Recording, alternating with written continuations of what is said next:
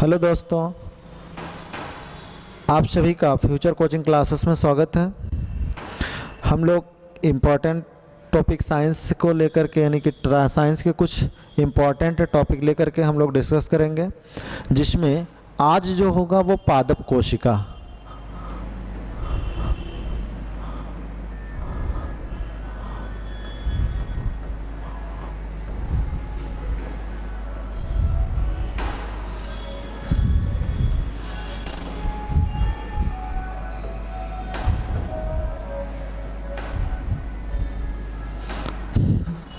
तो आज दोस्तों हम लोग पादप कोशिका के बारे में डिस्कस करेंगे।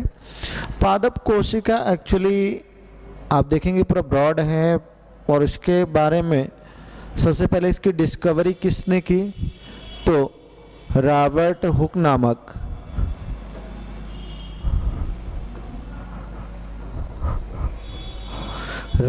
हुक नामक साइंटिस्ट ने 1665 में 1665 में सबसे पहले इसकी खोज रॉबर्ट हुक नामक वैज्ञानिक ने की। ये मान लीजिए आपका ये प्लांट सेल है, इस प्लांट सेल के अंदर क्या क्या चीज़ें पाई जाती हैं, इम्पॉर्टेंस क्वेश्चन कहाँ से बनते हैं, ये सब चीज़ें हम लोग डिस्कस करेंगे, और मैं ये बताऊंगा कि कहाँ से इम्पॉर्टेंट क्वेश्चन पूछे जाते हैं। सबसे पहले तो पादप कोशिका के बारे में यही पूछा जाता है कि पादप कोशिका की खोज किसने की और कब की। ठीक, तो ये चीज़ें तो ये हो गया।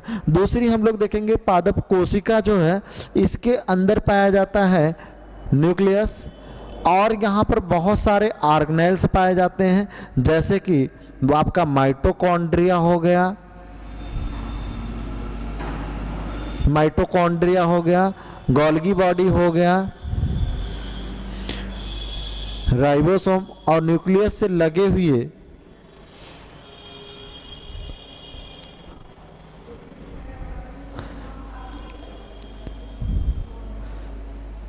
न्यूक्लियस के चारों तरफ हम लोग देखेंगे पाया क्या जाता है। हमने बताया कि न्यूक्लियस के चारों तरफ एक साइटोप्लाज्म है, साइटोप्लाज्म के अंदर क्या पाए जाते हैं, बहुत सारे ऑर्गेनेल्स पाए जाते हैं। ठीक, तो ये है राइबोसोम्स के पार्टिकल्स भी पाए जाते हैं। और राइबोसोम मोस्टली जो होता है न्यूक्लियस, इस तरह से हमारा पादप सेल में वेल डेवलप्ड न्यूक्लियस पाया जाता है, तो इसी न्यूक्लियस पर लगे हुए होते हैं, यानी कि ये बाहरी अंदर वाली भित्ति हो गई, और इसी पर लगे हुए होते हैं हमारे राइबोसोम्स। राइबोसोम्स जो है आपको इसी पर पाए जाएंगे, इस पे भी लगे हुए होते हैं राइबोसोम्स।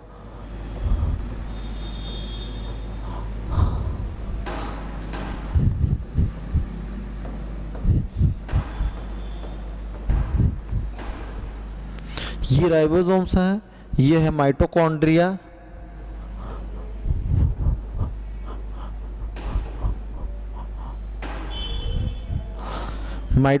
राइबोसोम्स। ये जो लिक्विड इसके अंदर होता है, इस लिक्विड को हम लोग क्या कहते हैं, इस लिक्विड को कहते हैं साइटोप्लाज्म। जो इसके अंदर पाया जाता है द्रव्य, जिसको जीव द्रव्य के नाम से जाना जाता है, जीव द्रव्य को हम लोग क्या कहते हैं, साइटोप्लाज्म। ठीक, तो साइटोप्लाज्म हो गया, राइबोसोम हो गया, माइटोकॉन्ड्रिया हो गया, इसको कहते हैं एंडोप्लाज्मिक रेटिकुलम, ER, अंतःप्रद्रव्य जालिका। ठीक, तो इसको एंडोप्लाज्मिक रेटिकुलम कह लीजिए या फिर अंतःप्रद्रव्य जालिका कह लीजिए। देखो इनफैक्ट यहाँ पर क्वेश्चन क्या बनते हैं, एक तो माइटोकॉन्ड्रिया के बारे में अभी हम लोग डिस्कस करेंगे, माइटोकॉन्ड्रिया के बारे में। बहरहाल मैं यही बता देता हूँ कि माइटोकॉन्ड्रिया से क्वेश्चन क्या पूछे जाते हैं। तो माइटोकॉन्ड्रिया को सेल का क्या कहा जाता है, सभी जानते हैं कि माइटोकॉन्ड्रिया को सेल का क्या कहा जाता है, विद्युत गृह कहा जाता है, विद्युत गृह।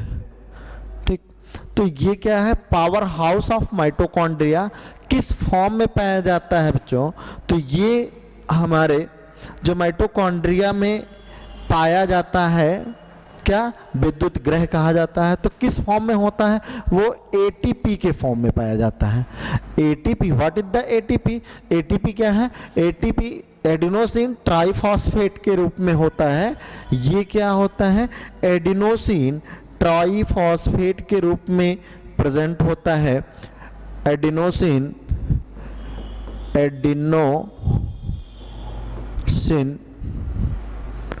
ट्राई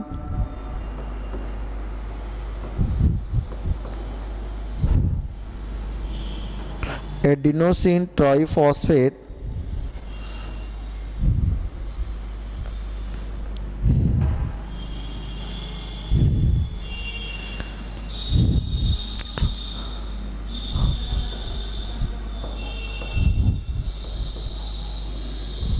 तो ये होता है एडिनोसिन ट्राइफॉस्फेट। एटीपी जो है किस फॉर्म में पाया जाता है? माइटोकॉन्ड्रिया के एडिनोसिन ट्राइफॉस्फेट के फॉर्म में पाया जाता है। और यही एडिनोसिन ट्राइफॉस्फेट क्या करता है? सेल को एनर्जी प्रोवाइड करने का कार्य करता है। मतलब जो भी हम लोग जैसे काम करते हैं, कोई भी काम करते हैं, लिखने का, पढ़ने का, बहुत सारा काम करते हैं जीवन में, सभी के दैनिक जीवन में कुछ ना कुछ काम होता है तो करते हैं। तो भाई सपोज दैट ये हमारा फिंगर है, इससे अगर हम कुछ काम कर रहे हैं तो यहाँ की जो सेल्स हमारी पाई जा रही हैं, उस सेल्स के वर्क कर रही हैं, तो एनर्जी कंटिन्यू वो रिलीज कर रही हैं सेल्स। और वो किसके द्वारा रिलीज कर रही हैं? वो माइटोकॉन्ड्रिया के द्वारा ही रिलीज किया जा रहा है। और माइटोकॉन्ड्रिया में किस फॉर्म में संचित होता है? तो वो एटीपी के फॉर्म में संचित होता है। मतलब जो ऊर्जा होता है हमारे सेल के अंदर, वो हमारे सेल के अंदर ऊर्जा जो है वो एटीपी के फॉर्म में संचित होता है। तो ये क्वेश्चन ये भी पूछा जाता है कि माइटोकॉन्ड्रिया के किस फॉर्म में एनर्जी जो है वो संचित की जाती है, या एनर्जी जो है वो किस फॉर्म में जो प्रेजेंट होता है, पाया जाता है। ठीक, तो सेल के अंदर जो एनर्जी होती है वो हमारे पाई जाती है किस फॉर्म में? एटीपी के फॉर्म में पाई जाती है।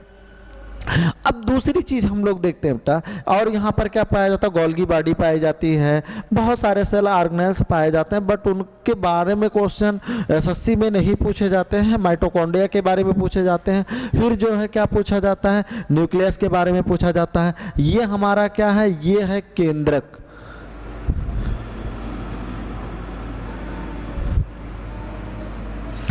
ये है केंद्रक, और केंद्रक में बहुत सारी चीजें पाई जाती हैं। अब केंद्रक की खोज भी पूछी जाती है। केंद्रक की खोज में लोग, बच्चे कंफ्यूज रहते हैं हमेशा। देखो कंफ्यूज क्यों कर रहते हैं? क्योंकि एक बार तो सेल की खोज हुई। सेल की खोज किसने की? रॉबर्ट हुक नामक साइंटिस्ट ने 1665 में किया। दूसरी बात किसने किया? ये केंद्रक की खोज किसने की है? रॉबर्ट ब्राउन ने किया है। अब क्लियर हुआ कि रॉबर्ट हुक ने क्या किया था? सेल की डिस्कवरी की थी, सेल की खोज की थी। लेकिन रॉबर्ट ब्राउन ने क्या किया था? न्यूक्लियस की खोज किया था, केंद्रक की खोज किया था। तो दो क्वेश्चन हमारे यहां से पूछे जाते हैं एसएससी के लिए। एक तो ये हो गया, किसने किया सेल की खोज? रॉबर्ट हुक ने। किसने किया केंद्रक की खोज? रॉबर्ट ब्राउन ने। अब दूसरी चीज क्या है कि इसके अंदर क्या पाया जाता है? इसके अंदर पाए जाते हैं क्रोमैटिन फाइबर्स और न्यूक्लियोलस। इस तरह से आप देखेंगे एक धागे सदृश संरचना पाई जाती है, जिसे क्या कहा जाता है? क्रोमैटिन। क्रोमैटिन फाइबर्स, ये कहा जाता है क्रोमैटिन फाइबर्स। तो क्रोमैटिन फाइबर्स जो होते हैं वो क्या हैं? क्रोमैटिन फाइबर्स जो ये धागे सदृश संरचना पाई जाती है, ये धागे सदृश संरचना होता क्या है बच्चों? ये धागे सदृश संरचना जो होता है वो डीएनए होता है, डीएनए एंड आरएनए। ठीक, तो आगे हम लोग डीएनए और आरएनए के बारे में डिस्कस करेंगे, लेकिन अभी के लिए हम लोग क्या ये समझेंगे? देखो डीएनए, अभी सॉर्ट आउट मैं बता देता हूं कि डीएनए क्या है, आरएनए क्या है। डीएनए एक डीऑक्सीराइबोन्यूक्लिक अम्ल है, आरएनए क्या है, राइबोन्यूक्लिक अम्ल है। ठीक, तो डीऑक्सीराइबोन्यूक्लिक अम्ल और राइबोन्यूक्लिक अम्ल में क्या डिफरेंस है, दोनों चीजें मैं बताऊंगा आपको बच्चों, इसमें घबराने की जरूरत नहीं है। लेकिन हाँ, क्वेश्चन ये जो पूछे जाते हैं डीएनए क्या है, आरएनए क्या है, ये डीऑक्सीराइबोन्यूक्लिक एसिड है, ये राइबोन्यूक्लिक एसिड है। तो डीएनए और आरएनए में पाए जाने वाले कंपोनेंट क्या होते हैं, एडेनिन, ग्वानिन, ये होता है एडेनिन, ग्वानिन, साइटोसिन, थायामिन, और क्या पाया जाता है, यूरेसिल। ठीक, तो ये चार बेस जो हमने बताया कि ये क्या है, एडेनोसिन, सॉरी डीएनए क्या है, डीऑक्सीराइबोन्यूक्लिक अम्ल है। तो न्यूक्लिक अम्ल अगर हम लोग कह रहे हैं, देखो यहां से इसको ऐसे देखिए, तो ये क्या है, न्यूक्लिक अम्ल है, ये क्या है, न्यूक्लिक अम्ल है। ठीक है, ये न्यूक्लिक एसिड ये भी है, न्यूक्लिक एसिड ये भी है, मतलब न्यूक्लियस के अंदर प्रेजेंट एक तरह की एसिड है जिसे हम लोग क्या कह रहे हैं, न्यूक्लिक एसिड कह रहे हैं। डीऑक्सीराइबोज है, मतलब क्या है, यह एक प्रकार का शुगर है बच्चों। क्या है, शुगर। कौन सा शुगर है, ये डीऑक्सीराइबोज शुगर है। डीऑक्सीराइबोज शुगर को हम लोग क्या कह रहे हैं, डीएनए कह रहे हैं। ठीक, तो इसमें जो डी है, ये डी पर क्या है, एक तरह का शुगर है। राइबो ये यानी क्या है, ये क्या है, न्यूक्लिक अम्ल है।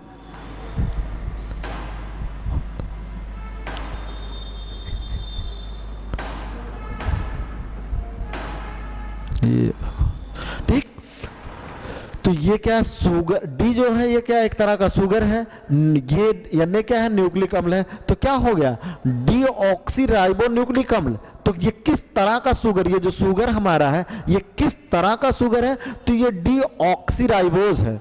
ये क्या है, डीऑक्सीराइबोज शुगर है।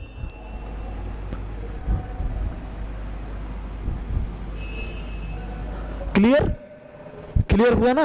देखिए किस तरह का शुगर है, डीऑक्सीराइबोज शुगर है, और न्यूक्लिक एसिड मिला दोगे क्या हो जाएगा, डीऑक्सीराइबोन्यूक्लिक एसिड हो जाएगा। ठीक, तो ये डीऑक्सीराइबोन्यूक्लिक एसिड का काम क्या है, राइबोन्यूक्लिक एसिड का काम क्या है, ये आगे भी हम बताएंगे। तो डीऑक्सीराइबोन्यूक्लिक एसिड, अब यही जान लेते हैं बच्चों कि डीएनए का काम क्या होता है। मान लीजिए डीएनए के बारे में हम लोगों ने क्या देखा कि डीएनए क्या है, डीएनए एक तरह का अम्ल है। कैसा अम्ल है, डीऑक्सी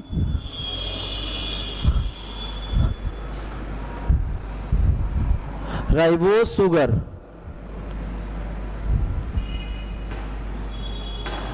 ठीक, तो डीऑक्सीराइबोज शुगर है डीएनए, है ना, जो शुगर इसमें लगा है ये क्या है, डीऑक्सीराइबोज शुगर है लगा हुआ, प्लस क्या है, प्लस इसके अंदर मिला है आपका न्यूक्लिक अम्ल, है ना। तो इसके अंदर और क्या है, न्यूक्लिक एसिड।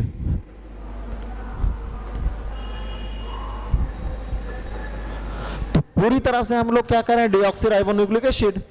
आप देखिए पूरी तरह से क्लियर हो रहा है ना। तो डीऑक्सीराइबोज शुगर प्लस ये न्यूक्लिक एसिड मिलाकर के क्या हो गया, डीऑक्सीराइबोन्यूक्लिक एसिड, जो कि डीएनए के रूप में कहते हैं। डीएनए का फंक्शन क्या होता है, डीएनए का काम क्या होता है, कार्य, है ना, चूंकि इंपॉर्टेंट यहीं से बनते हैं क्वेश्चन। कार्य क्या होता है, डीएनए एक महत्वपूर्ण एजेंट के रूप में होता है, आप ऐसे कह लीजिए, जो कि जिम्मेदारी लेता है माता पिता के भावी लक्षणों को उनके बच्चों तक पहुंचाने के लिए।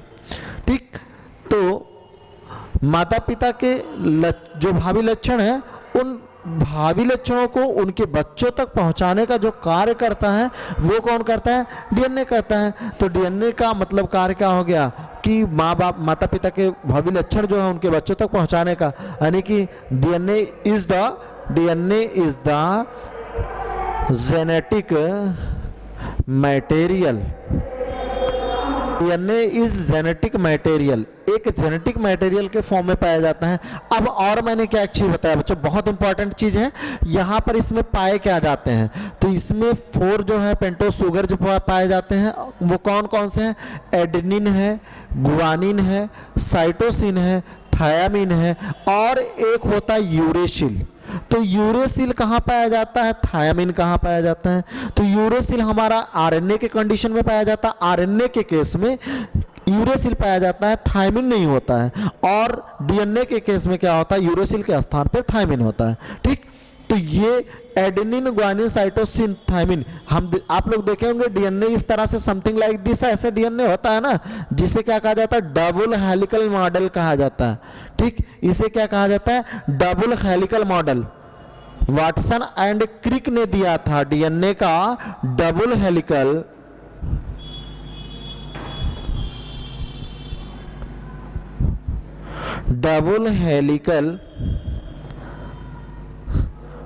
Model,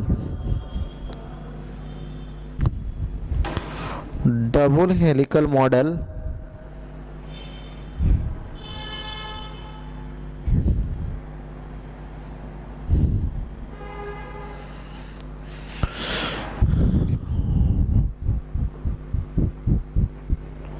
was given by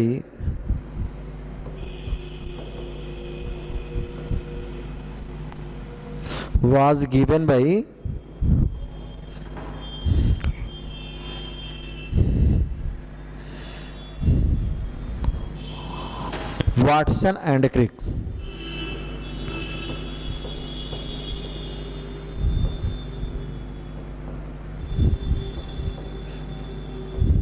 right, तो डीएनए का देखो एक क्वेश्चन यहां से बच्चों पूछा जाता है कि डीएनए का डबल हेलिकल मॉडल किसने प्रस्तुत किया, तो डीएनए का डबल हेलिकल मॉडल किसने दिया, वाटसन एंड क्रिक। दो साइंटिस्ट थे, इन दोनों के सहयोग से या इन दोनों के सहयोग से, सहायता से आप कह सकते हैं कि डबल हेलिकल मॉडल दिया गया, जिसे क्या कहा गया, वाटसन एंड क्रिक का डबल हेलिकल कॉम्प्लेक्स मॉडल कहा गया। अब इसमें होता क्या बच्चों, देखो क्लियर मैं आपको बताऊं, वैसे तो क्वेश्चन यहां से नहीं बनते, लेकिन हाँ ये चीजें पूछी जाती हैं, इसके बेस के बारे में पूछा जाता है। जो इसके बेस हैं 4, ये बेस क्या होते हैं, यहां पर देखो इस तरह से ऐसे ये लगे हुए होते हैं बेस इनके, और ये बेस के फॉर्म में होता क्या है, this is a hydrogen bonding.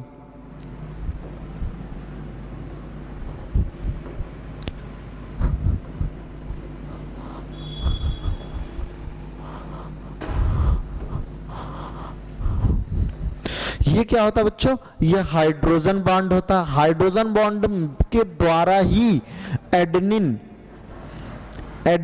Guanine cytosine thymine, adenine जो होता है, एडेनिन ग्वानिन के साथ डबल बॉन्ड, साइटोसिन थायमिन के साथ ट्रिपल बॉन्ड के द्वारा अरेंज्ड हुआ होता है। राइट, मतलब एडेनिन जो होता है वो ग्वानिन के साथ द्विक बंध का प्रयोग करता है। मतलब यहां पर ये जो होता है, ये क्या होता है, डबल बॉन्डिंग।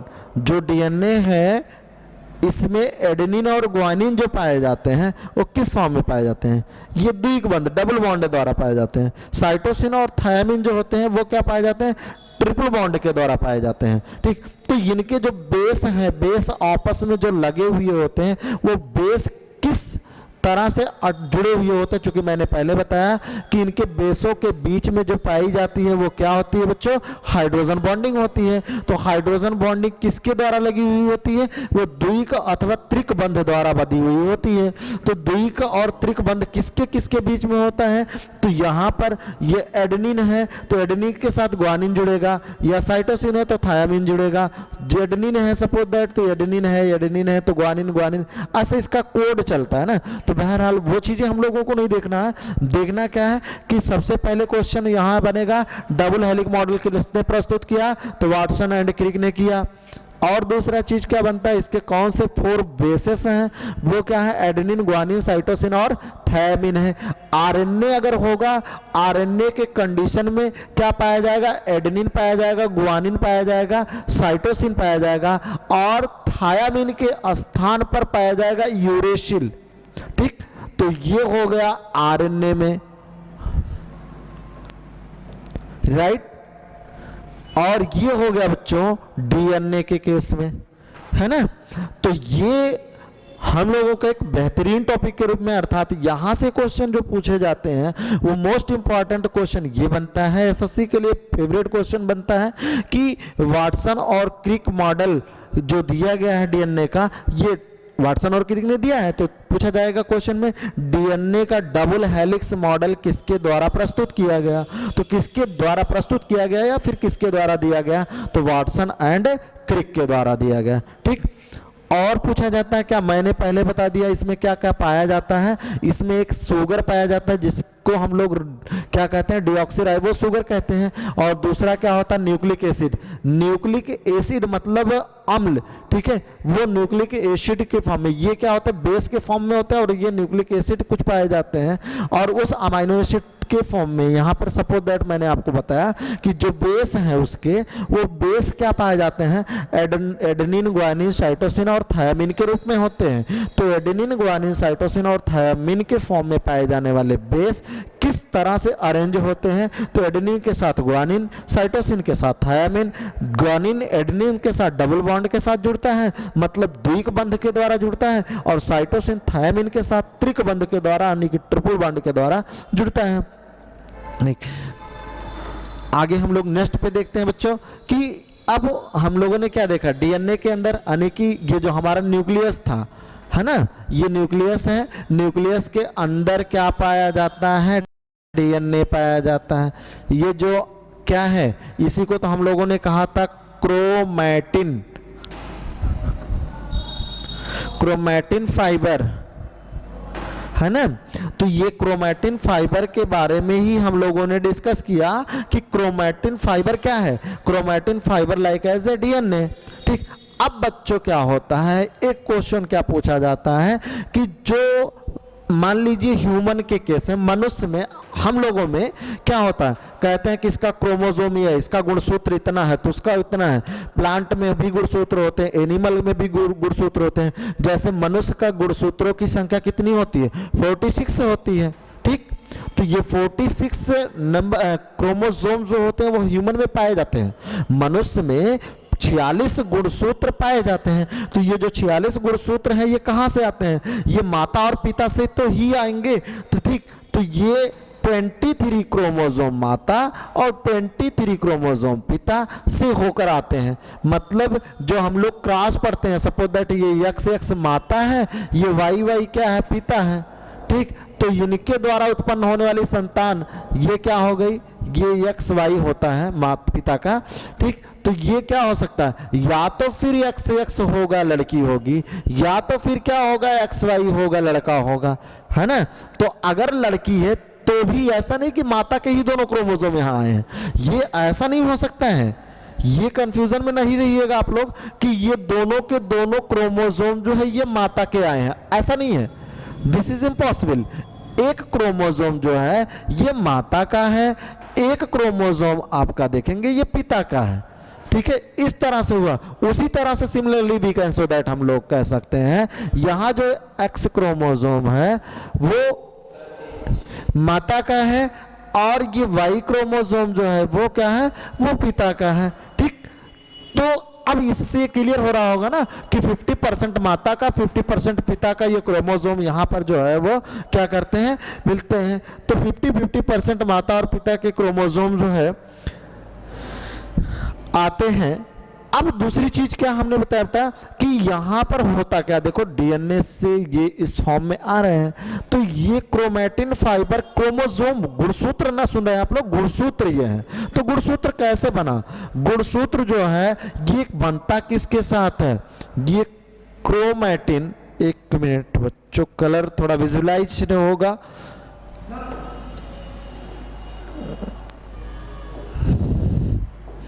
चलो कलर ठीक है, ये वाला लेते हैं ना। ठीक, तो ये क्या है, क्रोमैटिन है। क्रोमैटिन को हम लोग क्या कर सकते हैं, हम डायरेक्ट बता रहे हैं आपको, डीएनए है ना। डीएनए क्या करता है बच्चों, जब डीएनए हिस्टोन प्रोटीन के साथ बाइंड करता है, मतलब DNA complexed with the histone protein, ये क्या है, हिस्टोन प्रोटीन है एक। ठीक, तो ये हिस्टोन प्रोटीन जब इसके साथ मिलती है तो ये क्या करते हैं, कंडेंस होते हैं, मतलब मोटे होते हैं। आप लोगों ने देखा होगा ना, रस्सी ऐसे ऐंठ जाती है, जिसे मतलब अगर कई लेयर में अगर आप ऐंठ देंगे तो वो क्या हो जाएगा, थोड़ा मोटा हो जाएगा। तो उसी को हम लोग क्या कहते हैं, क्रोमोसोमल कंडेंसेशन। ठीक, क्रोमोसोमल कंडेंसेशन क्या होता है, तो डीएनए प्लस हिस्टोन प्रोटीन होती है। हिस्टोन प्रोटीन और डीएनए मिल करके बनाते क्या है, इस तरह से आप लोगों ने देखा होगा कि क्रोमोसोम बनता है। ये बहरहाल ये कैसा क्रोमोसोम है, ये होमोलॉगस क्रोमोसोम है। ठीक, मतलब ये दोनों क्या है इसके, ये सिस्टर क्रोमैटिड्स कहलाती हैं। ये सिस्टर, ये आपके सिस्टर क्रोमैटिड्स हैं। ये इसका सेंट्रोमियर है।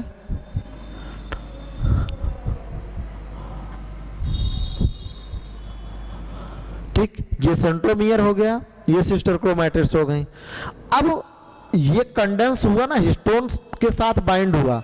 आप लोगों ने सेल साइकिल अगर पढ़ा होगा, अगर बहरहाल मान लीजिए आर्ट साइड से आप पढ़े हैं, तब भी आप 10th में पढ़े होंगे साइंस, तो साइंस वहाँ आप लोगों ने देखा होगा कि क्रोमोसोम जो होता है, ये क्रोमोसोम जो है वो अटैच्ड हुआ होता है किसके साथ, वो अटैच्ड हुआ होता है, एक तरह की यहाँ प्रोटीन पाई जाती है, एक ऐसे प्रोटीन पाई जाती है।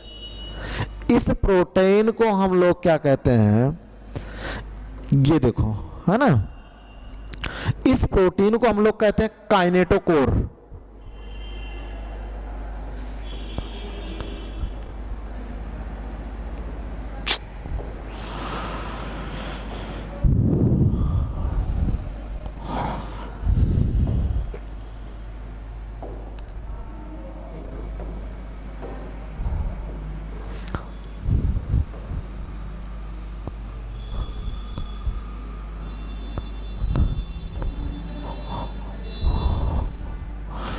ये आपकी प्रोटीन है बच्चों, काइनेटोकोर।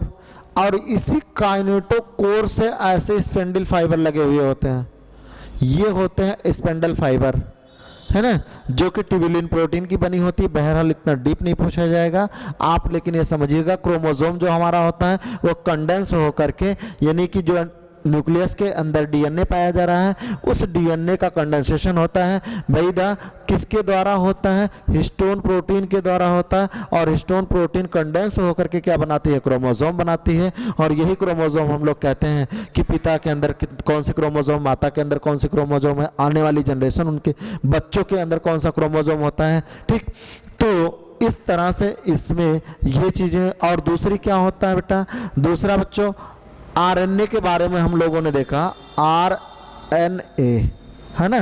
तो आरएनए में मैं बताया आप लोगों को आरएनए क्या होता है भाई, RNA is the type of ribose sugar या पेंटोज शुगर। तो आरएनए एक तरह का पेंटोज शुगर है ना। कैसा है, ये राइबोज है, ये राइबोज न्यूक्लिक एसिड है भाई। ये क्या है, ये राइबोज न्यूक्लिक एसिड है।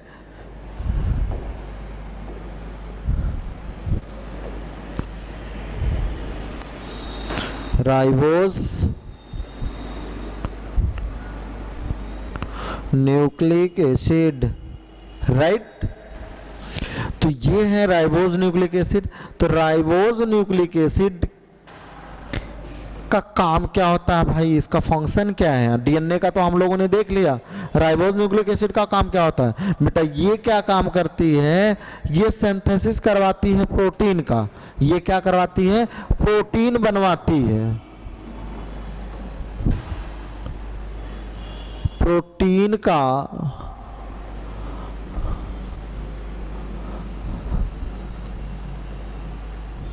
सिंथेसाइज कराती है, राइट।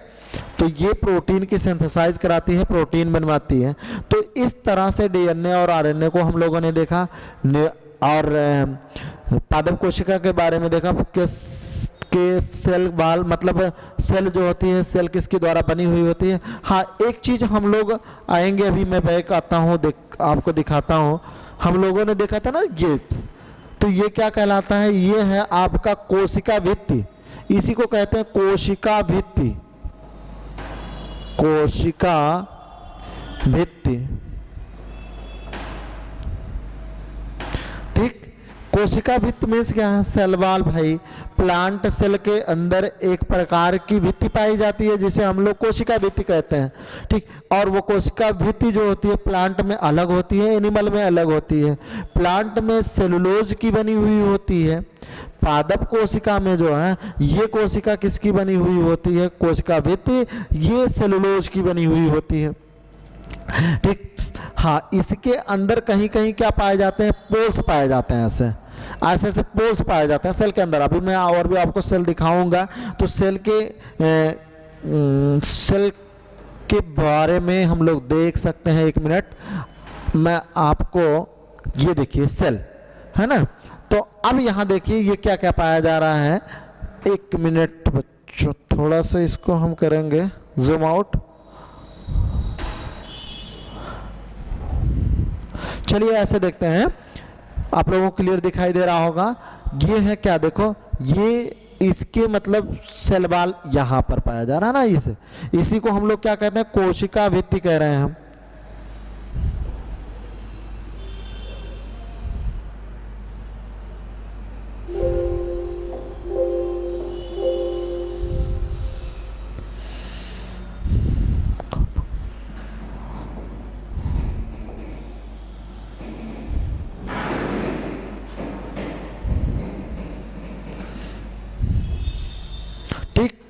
तो ये देखो, ये है सेल वॉल।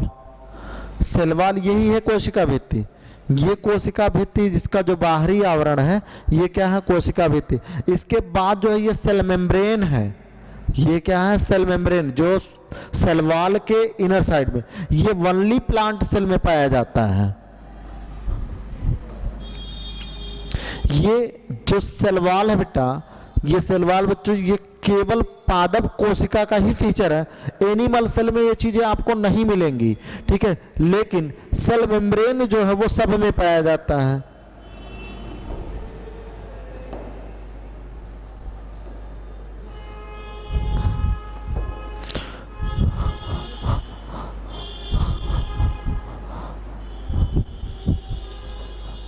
सेल मेम्ब्रेन जो है वो आपका सब में पाया जाता है,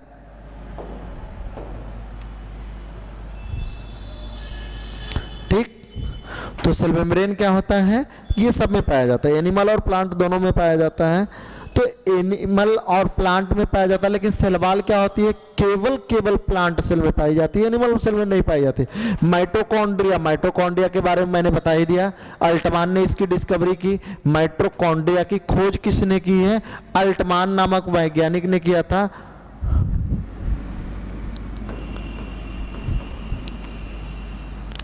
अल्टमान नामक साइंटिस्ट ने इसकी डिस्कवरी की थी। इसको कहा क्या जाता है? पावर हाउस, ऊर्जा का घर, या इसी को आप जानते हैं विद्युत ग्रह,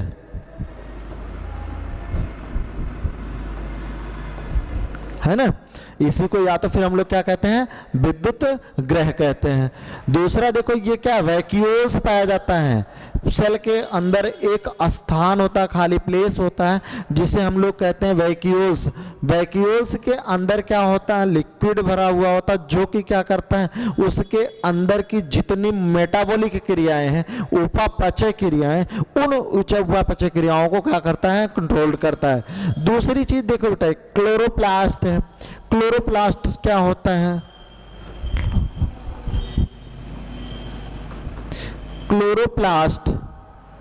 क्लोरोप्लास्ट जो होता है इसमें पाया जाता है ग्रीन पिगमेंट।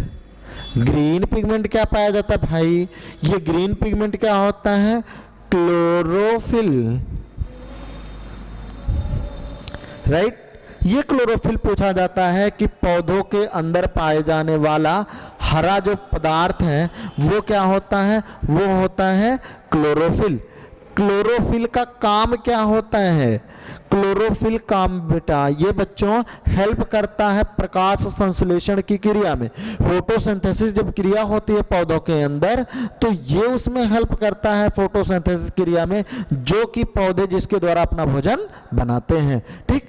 तो यहां पर क्लोरोप्लास्ट का काम हो गया। क्लोरोप्लास्ट को कंटेन कौन करता है? क्लोरोप्लास्ट जो होता है वो कहां पर पाया जाता है? ओनली प्लांट सेल, ये कहाँ पर पाया जाता है? वनली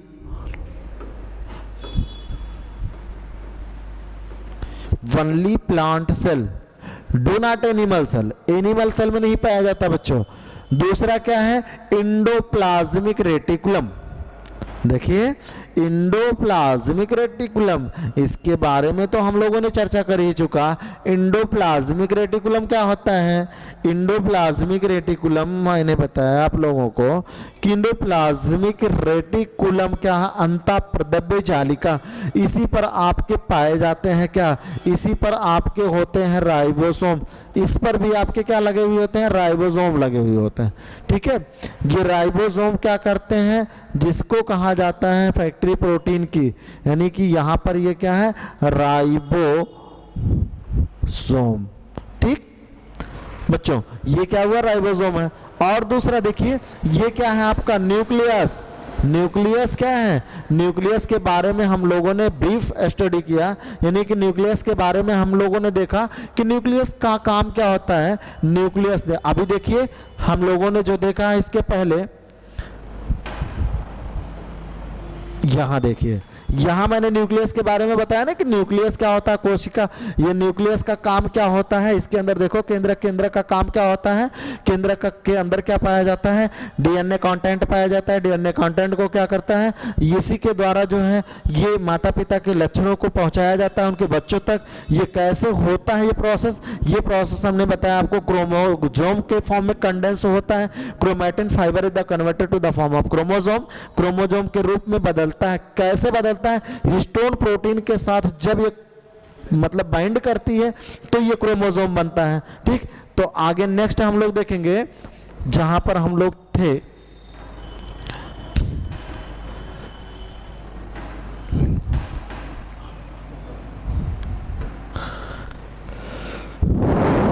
ये हम लोग यहां पर थे तो हमने बताया कि न्यूक्लियस का काम क्या होता है। न्यूक्लियस देखिए, न्यूक्लियस ही अंदर ये जो आप देख रहे हैं इसके अंदर तो एक न्यूक्लियोलस पाया जा रहा है। न्यूक्लियोलस के ये चारों तरफ यहाँ पर है क्या?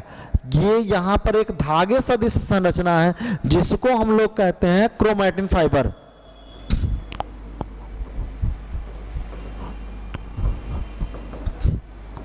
राइट, तो क्रोमैटिन फाइबर का फंक्शन क्या होता है ये चीज मैंने आपको बता दिया।